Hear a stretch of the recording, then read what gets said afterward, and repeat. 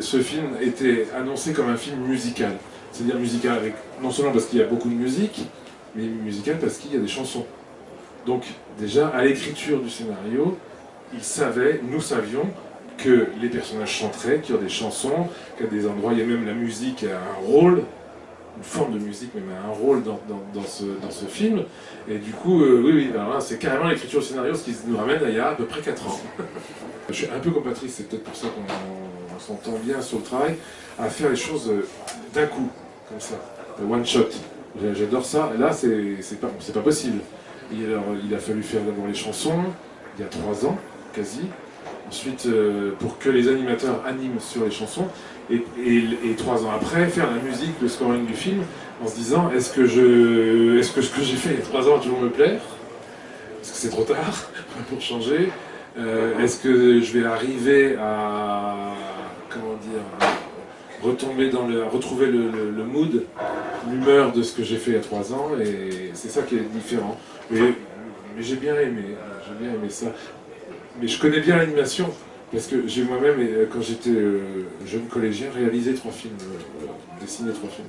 Donc je sais bien ce que c'est que ce travail laborieux de image après image, concevoir un film pour que ça bouge.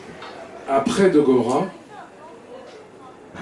cette osmose qu'on avait sur mettre des images sur des musiques et des musiques sur des images, nous a donné très envie d'un jour imaginer faire un film musical, mais penser en amont, c'est-à-dire pas par hasard, on va dire, parce que Dogora c'est presque un hasard cette histoire. Donc oui, il s'est servi, c'est-à-dire qu'en fait, je pense que au fur et à mesure des films qu'on a fait ensemble, ce magasin des suicides est arrivé au bon moment, parce que je pense qu'il me connaît bien maintenant, et je pense qu'il écrivait en se disant, je sais que Étienne, là, fera quelque chose qui ira dans le sens du scénario, etc. Et du coup, à chaque fois quand on m'envoyait quand j'ai reçu la première embauche du scénario, on a tout de suite parlé des endroits de musique, évidemment, en les identifiant bien et en se disant, là, ce sera dans tel esprit, dans tel esprit, dans tel esprit. Donc, on peut presque dire que les musiques, on les avait en tête dès le départ. Il y a 9 chansons, donc il y a 9 thèmes, dont celui de l'ouverture, on va dire, de la première chanson. Et quoi qu'il en soit, je me disais, il ne faut pas se disperser à inventer d'autres choses que ça, qui est ce que j'appelle le fond de sauce, en fait, hein, de toute la musique. C'est-à-dire que, bien sûr, je me suis servi de ça pour le décliner, pour le faire réapparaître comme un souvenir, comme une évolution aussi. Et bien sûr, moi j'adore ça. Ce côté déclinaison des thèmes forts, j'adore ça. Je trouve que c'est efficace, on va dire. J'ai tout de suite pensé orchestre. Et tout de suite pensé à la couleur, parce que dans un film à musique, les thèmes sont importants, mais aussi le son que ces thèmes ont. C'est comment ils sont orchestrés, comment ils sont enregistrés, même comment ils sont joués. Voilà.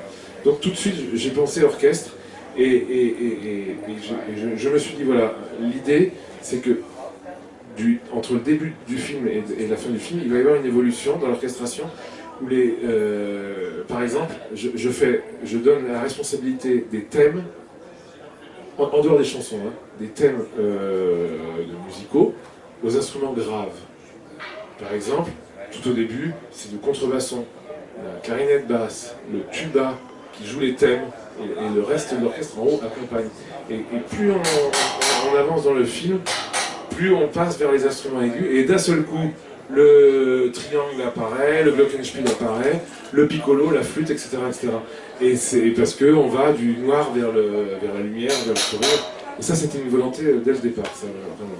Que je pense que d'enregistrer ces musiques-là avec des instruments réels et acoustiques participe de l'humanisation de ces choses qui sont muettes. Vous savez, c'est terrifiant, quand on reçoit les premières images pour travailler, le film est muet. C'est horrible. Je pense au producteur qui doit se dire, mon Dieu, mais qu'est-ce que ça va être, Il n'y a rien. Il y a quelques bouts de dialogue, mais il est muet, il n'y a pas de son, il n'y a rien. Alors très vite, l'équipe de Ramsès, avec Vincent Mauduit, ont mis des sons pour qu'on ait quand même un peu de couleur, quoi. Voilà. Mais c'est vrai que c'était...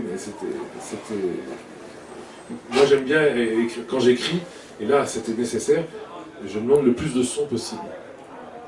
Et je me passe le film, la séquence, en écoutant les sons, et je voulais que vraiment l'orchestre se fonde dans les sons.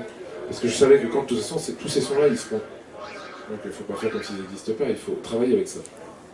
Est-ce que des images t'arrivaient régulièrement au fur et à mesure des dessins Oui, j'ai vu la construction.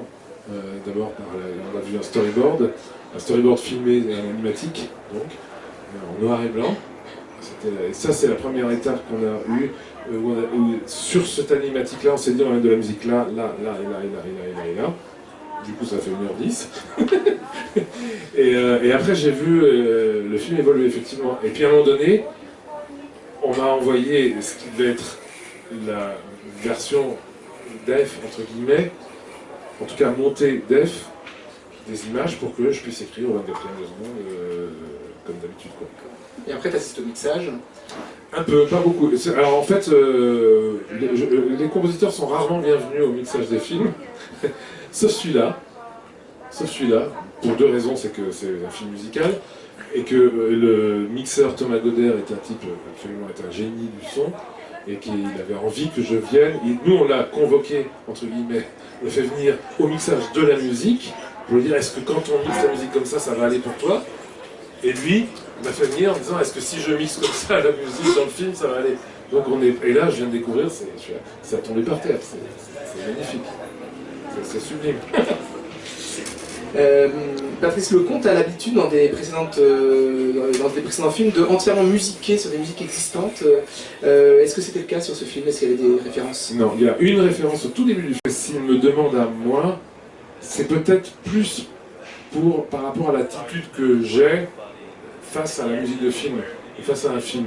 Et pourquoi, et comment moi j'imagine... parce que on est des dizaines de compositeurs français, en tout cas, à pouvoir écrire des choses formidables. Mais un autre, ça pourrait marcher aussi. Je veux dire, je pense pas être le seul à pouvoir faire des musiques des films de secondes, loin de là. Mais j'ai l'impression que s'il me demande à moi, c'est parce qu'il se dit, avant même le style musical en lui-même qu'on définit après, il se dit il aura l'attitude qu'il faut, à mon avis, pour l'écriture de la musique de ce film.